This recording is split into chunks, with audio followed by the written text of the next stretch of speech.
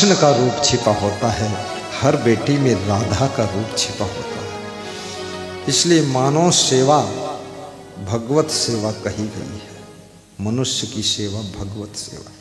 तो एक भिखारी भीख मांग रहा था।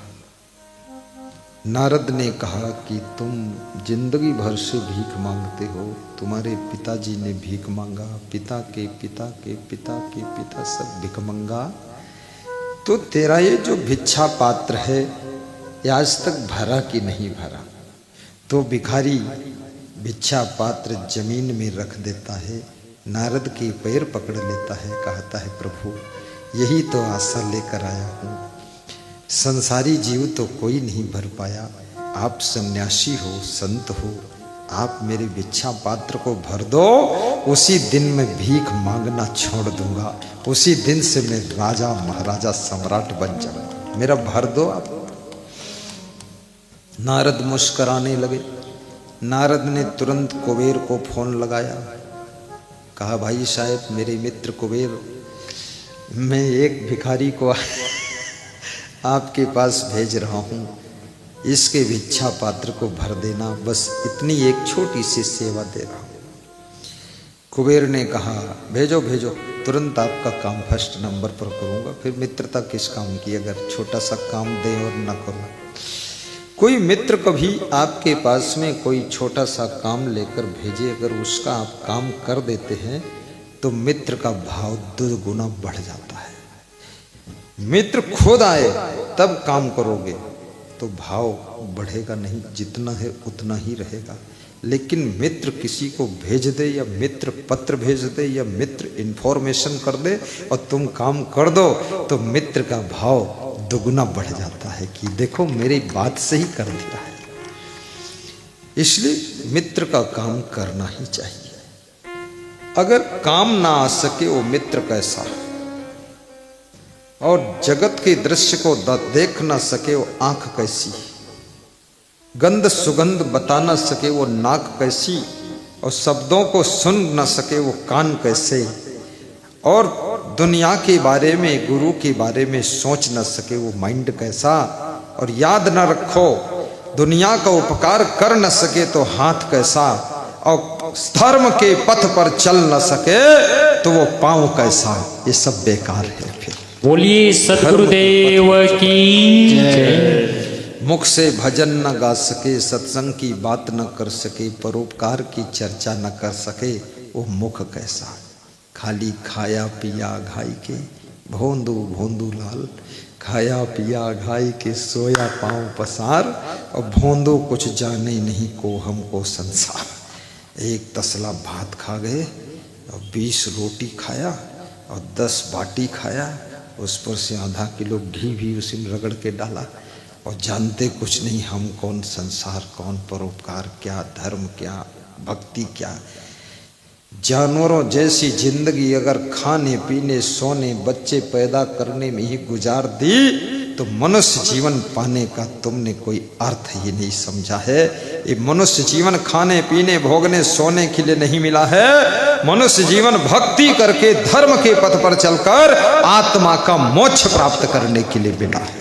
बोलिए सद्गुरु भगवान की जय। ये रावत भाटा है, परमाणु सेंटर है, परमाणु बम फूटता है, कितनी जोर आवाज होती है, और यहाँ के लोगों के न तो जयकारा में आवाज है न ताली में आवाज है।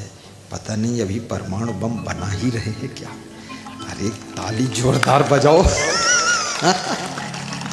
हाँ अब लगा कि परमाणु बम फोड़ दिया तुमने।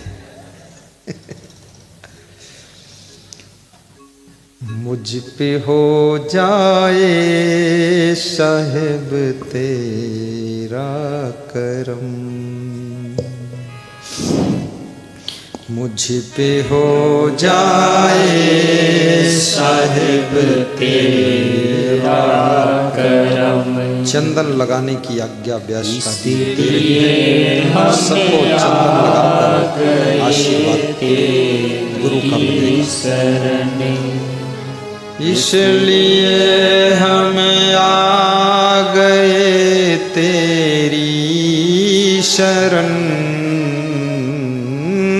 इसलिए हम आइए यशवी सिंह देवराज सिंह। तेरी शरण, पाप दिल के हम धुलाने आ गए, पाप दिल के हम धुलाने आ गए, तेरे दर पे सर झुका तेरी मंद मंद मुस्कानियां बलिहार आ गए, बात दिल की हम सुनाने आ गए, तेरे दर पे सर झुका श्रद्धा से तिलक लगवाइए, हिंदू धर्म का तिलक है ये, दक्षिणा भी अर्पित कर सकते हो, सुनाने पवित्र तिलक है, गुरु को लगाया जा चुका है, सबको लग रहा है। दिल के अरमान आज पूरे हो गए, आहा, दिल के अरमान आज पूरे हो गए, हमें गुरु के दर से पाकर खुश हो गए, दिल के अरमान आज पूरे हो गए, हम के अरमान आज पूरे हो गए। बड़ी मार्मिक पंक्तियां हैं। हम गुरु को देख कर खुश हो गए,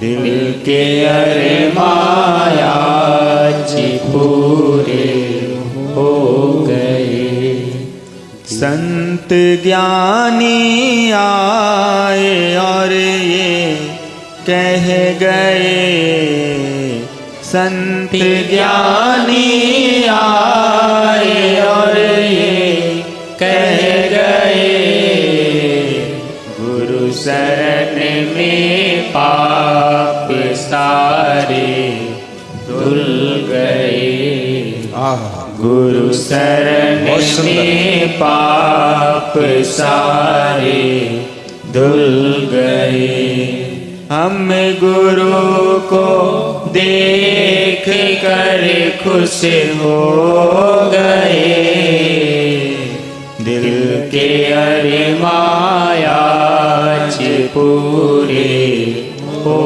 गए, बहुत सुंदर। दिल के अरमान आज पूरे हो गए, जिंदगी जिसने गवाई पाप में, जिंदगी जिसने गवाई पाप में, 184 में भटकते रह गए, 184 में भटकते रह गए, दिल के अरमान आज पूरे हो गए, हम गुरु को देख कर खुश हो गए। साहिब बंदगी, साहिब बंदगी, साहिब बंदगी। नारद जी उस भिखारी को कुबेर के पास में भेजते हैं।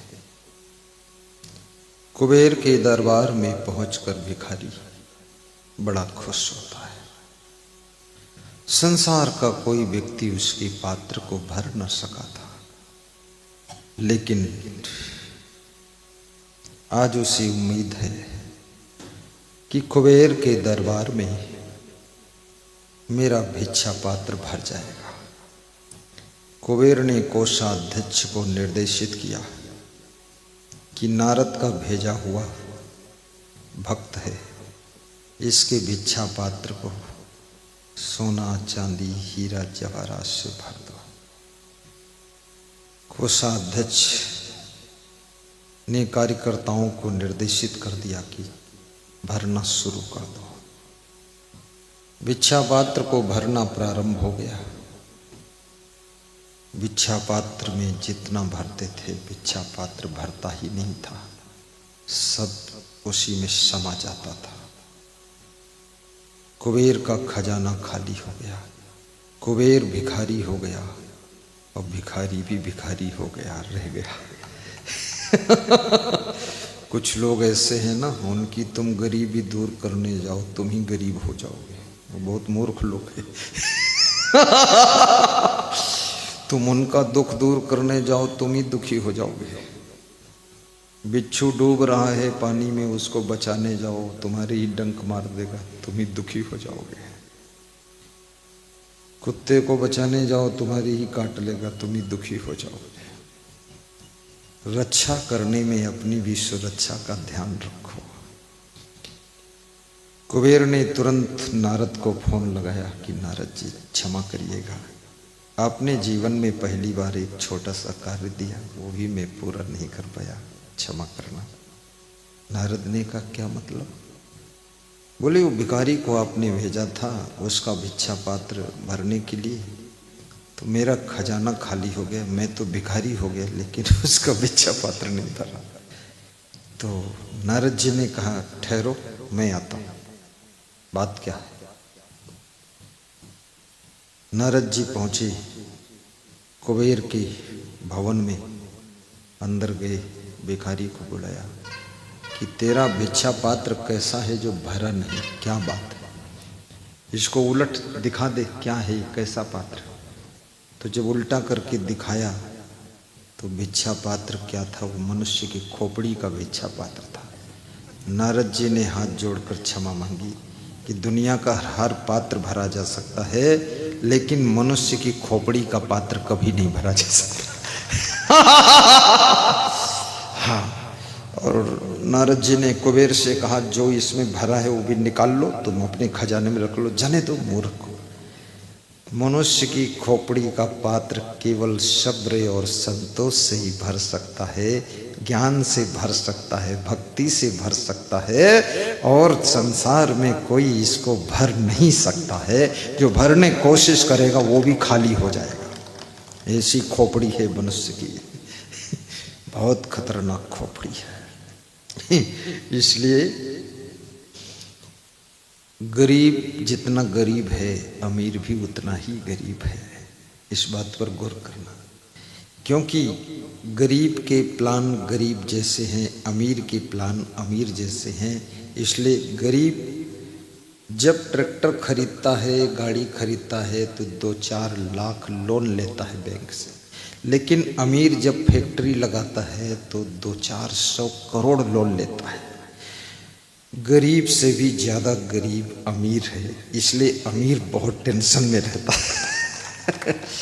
उसका उतना ही बड़ा प्लान रहता है। तुम लाखों में सोचते हो, वो करोड़ों में अरबों में सोचता है। और अमीर को भी हमेशा ऐसा लगता है हमारे पास पैसे कम है, और पैसे होते तो पूरा रावत बाटा हम ही खरीद लेते। इसलिए अमीर भी गरीबी का ही अनुभव करता रहता है, और गरीब तो बेचारा गरीब है ही। इसलिए तुम गरीबी से दुखी मत होना, क्योंकि तुम जितना गरीबी में हो उससे कहीं ज़्यादा अमीर गरीबी भोग रहा है, वो भी गरीबी में ही। तो आप बहुत सही है और आपकी उन्नति हो। कभी लोन लेना पड़े बैंक से ले लेना, लेकिन लोन लेने के बाद इधर उधर चित्त को विचलित मत करना। लोन लेने के बाद शराब पीना, जुआ खेलना, आलस्य करना, बैठे रहना, पड़े रहना, हिसाब किताब सही न रखना, काम न करना, सोते रहना, तो लोन का तेल निकल जाएगा। फिर समझ लो, लोन तेल सब एक में मिक्स हो जाएगा। लोन ले लो तो फिर अलर्ट रहो, सब लोन अदा हो जाए। नशा मत करो, बीड़ी, सिगरेट, गांजा, चरस, तंबाकू, अफीम, और भांग, शराब, जुआ खेलना, ये कोई भी आदत मत रखो, इसमें सुख नहीं है। ताश में क्या है, एक ताश का पत्ता खींच के सामने डाल देते, दूसरा आदमी एक अपनी गड्डी से खींच के डाल देता, तीसरा डाल देता, चौथा डालता, फिर डालते, फिर बटोर के ऐसे ऐसे करते, मिक्स करते, फिर बांटते, फिर डालते। ये तो मूर्खों का काम है, बच्चों का काम है। इसमें क्या मिल गया, टाइम बर्बाद कर रहे हो। कभी ताश ना खेलना और जुआ कभी मत खेलना। रातों रात करोड़पति बनने की कोशिश मत करना। धीरे धीरे धीरे धीरे रे मना, धीरे सब कुछ होए, माली सींचे 100 घड़ा, ऋतु आए फल होए। धीरे धीरे सब हो जाएगा, घबराया मत करो। और जो है उसमें सुख मानो। जैसी स्त्री के साथ तुम्हारा विवाह हुआ है, अब उसके साथ में शिटिंग करो, थोड़ा एडजस्ट करो। अब ये स्त्री जो है तुम्हारी पत्नी, वो कोई साइकिल नहीं है जो आज लाए हो कल बदल के दूसरी साइकिल ले आओगे। ये जिंदगी भर के लिए परमानेंट है। तो स्त्री को भी चाहिए जैसा पति मिला है इसी को सुधार लो, ठीक कर लो। ठीक करने का अर्थ ये नहीं है सुधारने की उसको ठोको पीटो मारो कूटो। आज रात में सारे पतियों की ठोकाई हो जाए, कल सुबह आकर हमारे पास रोए कि ऐसा प्रवचन सुनाया, पूरे सुधार दिया पत्नी ने। सुधारने का मतलब है समझा बुझा कर, थोड़ा पुचकार कर, कुछ क्षमा करके, एडजस्ट करके, सेटलमेंट, अरेंजमेंट, मैनेजमेंट, एडजस्टमेंट करते हुए पति पत्नी दोनों गृहस्थ के पथ पर आगे बढ़ते रहो। गुणों को तुम याद करके चुपके रोते रहते हो, रोने का मन होता है, लेकिन जब तक वह जिंदा है तुम उनके गुणों को याद नहीं कर पाते हो, उनका उपकार भी भूल जाते हो। गुस्सा आ जाती है, जोश आ जाता है। कितने लोग अपने पिता से भी लिपट पड़ते हैं, टांग में टांग फंसा के गिराने की कोशिश करते हैं। अरे बूढ़े बाप को गिरा भी दोगे तो कोई बहादुरी नहीं होगी, और बूढ़े बाप का एक थप्पड़ खा लोगे तो तुम सबसे बड़े बहादुर कहलाओगे, बहादुर बन जाओगे। माँ की डांट, कितने बड़े अफसर हो जाओ फिर भी माँ को डांटने का हक है। आपके देश के जो प्रधानमंत्री हैं वे जब अपनी माँ से मिलने जाते थे तो उनकी माँ ऐसे अंगुली करके उसको समझाती थी। ऐसा लगता था ये मोदी मूर्ख है, माँ बहुत ज्ञानी है, ठीक से रहना। और 100 रुपया दे देती थी, जाओ दिल्ली में खर्च कर लेना। अरे वो प्रधानमंत्री, उसके लिए 100 रुपये की क्या औकात है, लेकिन माँ के सम्मान के लिए वो 100 रुपया भी प्रेम से ले लेते थे।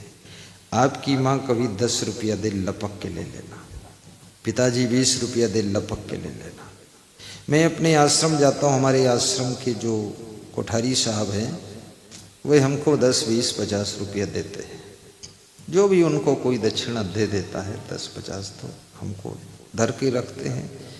और यदि उनको कोई नहीं दिया, नहीं है पैसा, तो कोई संत से मांगते हैं, आश्रम के संचालक से, लाओ आ रहे हैं उनको देंगे हम, तो 10, 20 दे देते हैं। मैं उनके हाथ से हाथ में ही ले लेता हूँ पुराना नोट, चिथड़म पिथड़ी, तो खुश हो जाते हैं कि हमने दिया।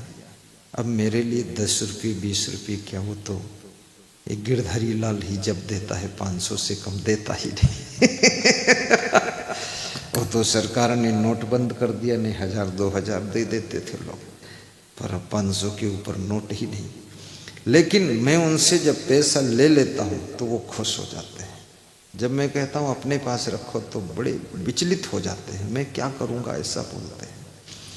इसलिए बड़े बुजुर्ग कभी अगर आदर में तुमको कुछ देने लग जाए, चना भी देने लग जाए चबाने के लिए तो ले लो, तिल का लड्डू देने लग जाए तो ले लो, पेड़ा बर्फी देने लग जाए तो ले लो, और कभी वह एक केला देने लग जाए तो ले लो। क्योंकि उनके हाथ से स्पर्श किया हुआ प्रसाद, उनकी दृष्टि पड़ी हुई जिस प्रसाद पर है उस प्रसाद को ग्रहण करने से तुम्हारी भी दृष्टि बदल जाती है और तुम्हारा भी जीवन अनोखा बन जाता है। इसलिए गुरु के हाथ से प्रसाद भी कभी कभी ले लेना चाहिए, और कभी कभी गुरु ने दृष्टि डाल दी हो प्रसाद पर, वो प्रसाद ले लेना चाहिए। और गुरु के पास में भेंट चढ़ाना भी चाहिए। कभी फल है और कभी तिल के लड्डू हैं, तिल की पापड़ी है, कभी मूंगफली है, कभी सिंघाड़ा है, कभी कुछ ना भी मिले तो क्या लाओगे, मैं बता देता हूँ। कुछ पत्ती वत्ती तोड़ लो, तुलसी की पत्ती ही भेंट कर दो। तुलसी की पत्ती बहुत अच्छी चीज़ है। 10-20 पत्ती ले आए, गुरुदेव यही स्वीकार करिए। लेकिन गुरु को भेंट चढ़ाना चाहिए, पैसा भी भेंट चढ़ाना चाहिए। जो हम भेंट चढ़ाते हैं वो हमारा चढ़ाना ऐसे है जैसे हम खेत में बीज बोते हैं। खेत में जब तुम बीज बोते हो तो खेत पहले तो तुमसे बीज ले लेता है, और उसके बाद अगर 1 बोरा बोते हो तो 50 बोरा वापस लौटाता है 4 महीने के बाद। ऐसे गुरु को जो तुम देते हो, गुरु के आशीर्वाद से वो 50 गुना वापस आने वाला है। बस थोड़ा समय का इंतजार करना पड़ेगा, आएगा जरूर। सीतापुर जिले में मैं सत्संग करता था महमूदाबाद में। महमूदाबाद तहसील है, तो उसके पड़ोस में एक गांव है, उस गांव का नाम बन्नी है। बन्नी गांव में एक चाट बेचने वाला रहता था।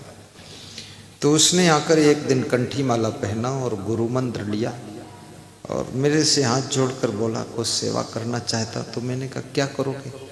बोले इच्छा है चाट खिला दो संतों को। तो हमने कहा चाट वाट सब गंदी होती है।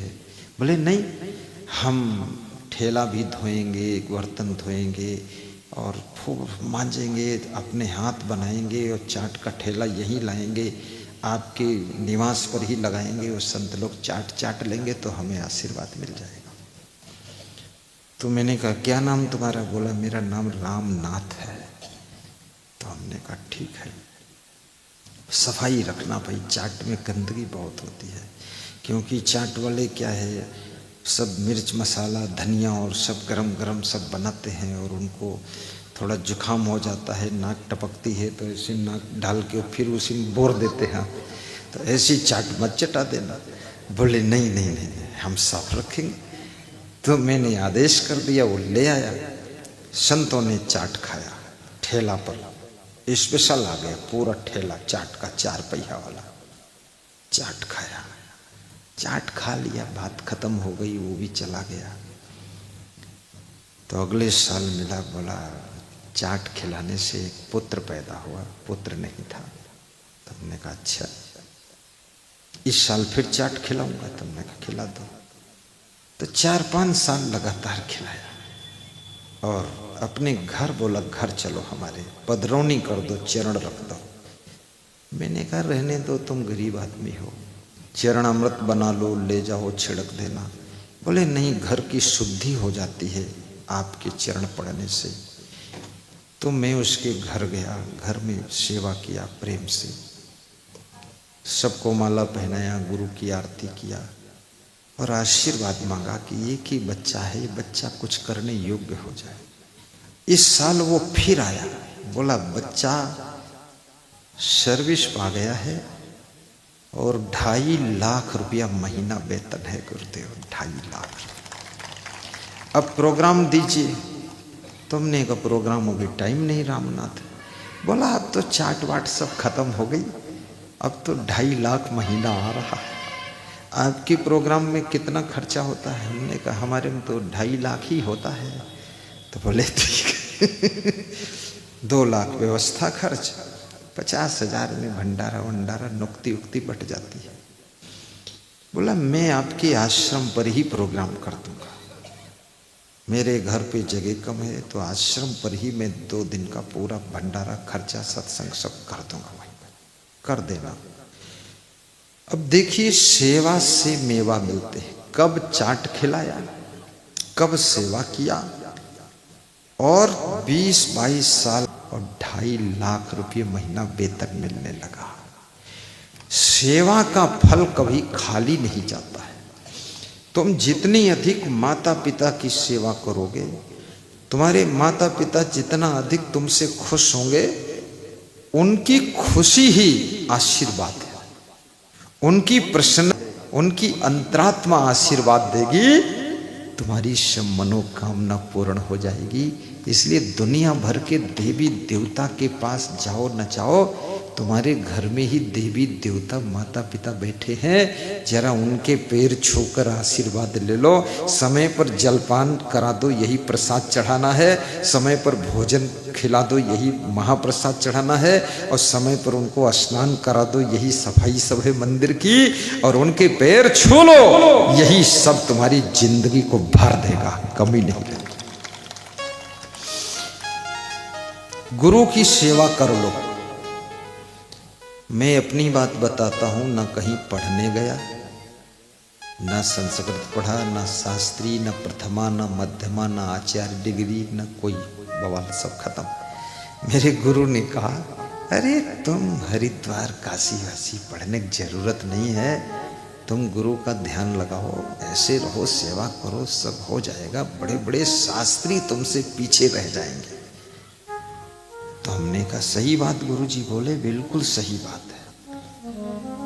तो गुरु की सेवा करना, गुरु के मनोभावों को पूर्ण करना, उन्नति करना, आश्रम के काम देखना, गुरु की ऐसी कृपा हुई कि बड़े बड़े शास्त्री भी पिछड़ गए। सब खाली शास्त्री होने का उनके पास अहंकार था, और मेरे पास गुरु की कृपा का संस्कार था, और संस्कार की जीत हो गई।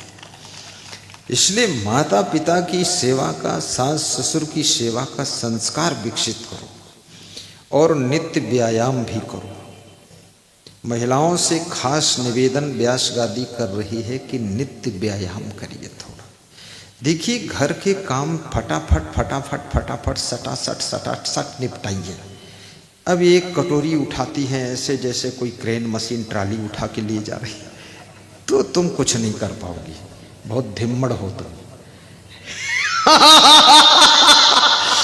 फटाफट करना चाहिए, स्पीड से काम करो, समय बचाना है ना।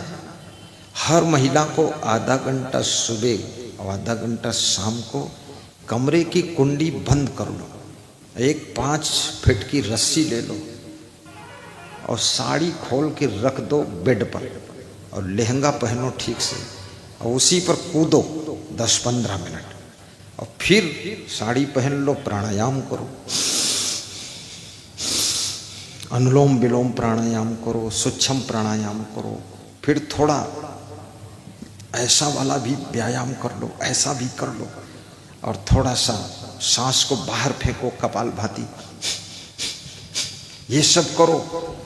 अब कितनी महिलाएं तो जब से विवाह हुआ है तब से इतना धीरे धीरे सांस लेती है, ऐसे पुण्य पुण्य पुण्य पुण्य, उनकी नाक के छेंद भी हिलते नहीं है, हवा भरती ही नहीं। तो सब बीमारी भर गई अंदर। जोर से सांस लो, फेफड़े तो गुब्बारा जैसे होते ना, तो फेफड़ों के गुब्बारे में ऑक्सीजन फुल होनी चाहिए, फेफड़े फूलने चाहिए, और जितना जोर से फेफड़ा फूलेगा ऑक्सीजन ओवरफ्लो भरेगी, हार्ट को ऑक्सीजन मिलेगी, और हार्ट जो है ब्लड में मिक्स करके आगे बढ़ा देगा। पूरे बॉडी के अंदर ब्लड और ऑक्सीजन एक साथ राउंड करते हैं, और अगर तेजी से ऑक्सीजन पहुंचती है ब्लड के साथ में, तुम्हारे बदन में कहीं भी दर्द नहीं रहेगा, कहीं दर्द नहीं रहेगा। और ज्यादातर लोगों के शरीर में मीठी मीठी दर्द होती है। उत्तर प्रदेश में एक स्त्री कह रही थी हमारे शरीर में मीठी मीठी दर्द होती है, तो इसका पति बैठा मुस्करा रहा था। हमने कहा तुम क्यों मुस्कराए? बोले इनके मीठी मीठी दर्द होती है, हमारी खट्टी खट्टी दर्द होती है। हमने कहा क्या तुम मजाक कर रहा है? बोले मजाक क्या, ये बैठी रहती, काम नहीं करती है, व्यायाम नहीं करती, तो मीठी मीठी दर्द बताती है। मीठी मीठी जलेबी होती कि मीठी मीठी दर्द भी होती है? दर्द में कौन मिठास है? तो ये शरीर में जब ब्लड सर्कुलेशन तेज गति से नहीं होता है तो दर्द शुरू हो जाती है।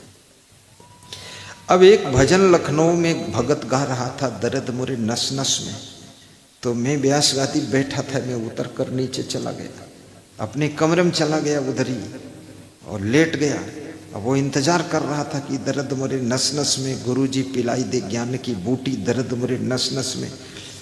तो एक भगत मुझे बुलाने गया कि चलो गुरुजी भजन खत्म हो गया। तो हमने कहा उसके नस नस में दर्द है, मेरे पास बूटी नहीं, मैं सो गया। दर्द मेरे नस नस में। शरीर प्रभु का मंदिर है, शरीर को संभाल कर रखो। शरीर में उलुल जुलुल चीजें खाओ भी मत, गंदे वातावरण में रहो भी मत, शरीर को बहुत ठंडी लगने भी मत दो, शरीर में बहुत ज़्यादा गर्मी भी मत लगने दो। शरीर में प्यास लगे तो इसे प्रेम से पानी पिलाइए, और भूख लगे तो प्रेम से भोजन खिलाइए, और सीजन में जो फल आते हैं उन फलों को भी थोड़ा खिला दीजिए। भोजन के बाद एक केला रोज़ खाइए, एक अमरूद रोज़ खा लीजिए, फिर देखिए कोई बीमारी ही नहीं रहेगी। खाली पेट सुबह सुबह पपीता खा लीजिए, देसी पपीता, सारे पेट के रोग खत्म हो जाएंगे। केवल पेट बचेगा, रोग नहीं बचेगा। और ठंडे पानी से मुंह धोइए दिन में 2-4 बार, देखिए आपके चेहरे की सुंदरता भी बढ़ेगी और साथ साथ में आंखों की चमक भी बढ़ेगी। जोर से सोकर उठिए तो शुरू में ही जोर से हंस दीजिए, क्योंकि 8 घंटे तुम्हारा शरीर बिस्तर पर पड़ा रहा है, निष्क्रिय हो गया है, सब शरीर बिल्कुल शिथिल जैसे पड़े रहे हैं, रिलैक्स में है। जोर से हंसोगे, बॉडी का अंग अंग एक्टिवेट हो जाएगा, सक्रिय हो जाएगा। जागते ही जोर से ठहाका मार दो एक बार, कुछ तो हंस दो। कितने लोग तो हंसते ऐसा है जैसे बंदर खीसे काटता है, बस केवल दांत दिखा देते हैं, आवाज़ तो होती नहीं। जोर से आवाज़ भी होनी चाहिए। कितने लोग शर्माते, हंसने में शर्माते, खाने में शर्माते, नहाने में शर्माते, बैठने में शर्माते, कपड़ा पहनने में शर्माते, बोलने में शर्माते हैं, और शर्म शर्म शर्म शर्म में ही वो मर भी जाते हैं और शर्म खत्म नहीं होती। अरे इतनी शर्म की क्या जरूरत है? अधिक शर्म करने से उन्नति रुक जाती है, विकास रुक जाता है, स्वास्थ्य खराब हो जाता है। इसलिए ज्यादा शर्म भी मत करो, थोड़ी शर्म रखना चाहिए बस। तो नारद जी भिखारी को विदा कर देते हैं। कुबेर और नारद बैठकर चर्चा करते हैं कि किसी भी मनुष्य की खोपड़ी को भरना बहुत कठिन है। तो नारद कहते हैं मनुष्य की खोपड़ी तो केवल ज्ञान, भक्ति और संतोष से ही तृप्त हो सकती है। दुनिया की संपत्ति से आज तक किसी की खोपड़ी तृप्त हुई ही नहीं है। इसलिए भक्ति करो। अरब खरब लो द्रव्य हो अस्ति लो राजी, भक्ति महातम ना तुले सब कौने काजे। कबीर साहब कहते हैं भक्ति के मूल्य के बराबर ना तो धन, ना तो संपत्ति, ना तो राजपाट। विचार करना,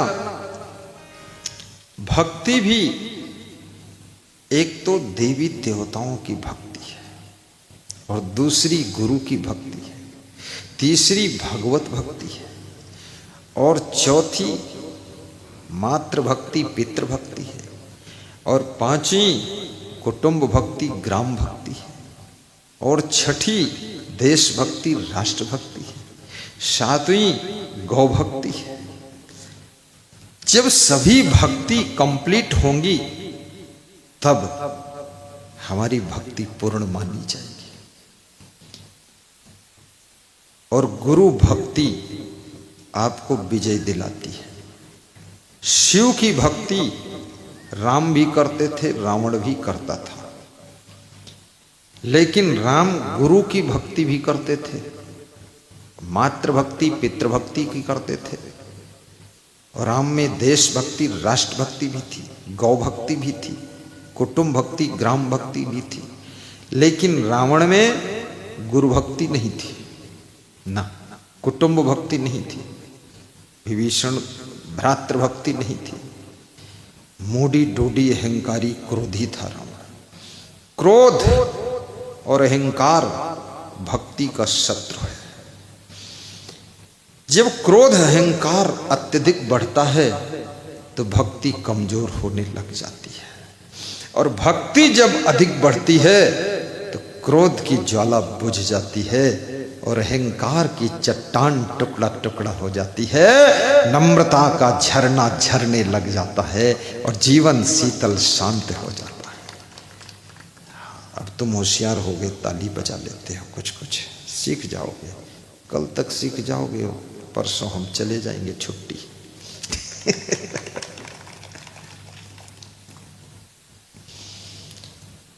तो मातृ भक्ति भी करो, गौ भक्ति भी करो।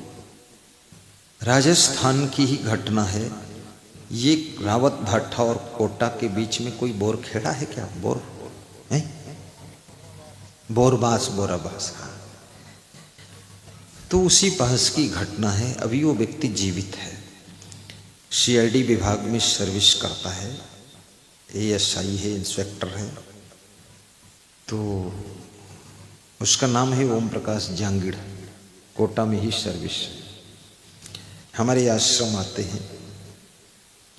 तो वे बता रहे थे कि ज्योतिषी ने एक बार मेरा हाथ देखा। हाथ दिखाने की ललक बहुत होती है, लोग हाथ दिखाते हैं। अभी मैं हाथ देखने लग जाऊं तो लोग प्रवचन करने ही नहीं देंगे, सब अपना अपना हाथ कर देंगे। देख लो हमारा, देखो क्या। ऐसा लगता है उनके हाथ में भाग्य रेखा मैं ही उदय करूंगा। सब ऐसे ऐसे हाथ कर देते हैं।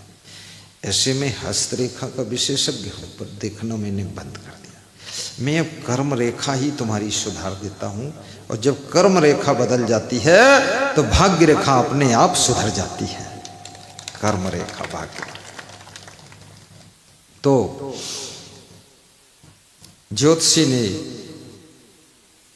उनका हाथ देखा और बताया कि आज के 7वें दिन के बाद तुम्हारा एक्सीडेंट होगा। रेखा बता रही है।